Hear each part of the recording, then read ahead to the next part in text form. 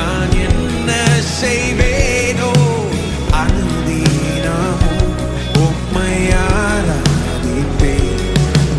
நன்மைகள் செய்பவர் மாறிடா தேவனே, நன்மைகளின் தேவன் உம் சுபாவம் என்றும் மாறாதே.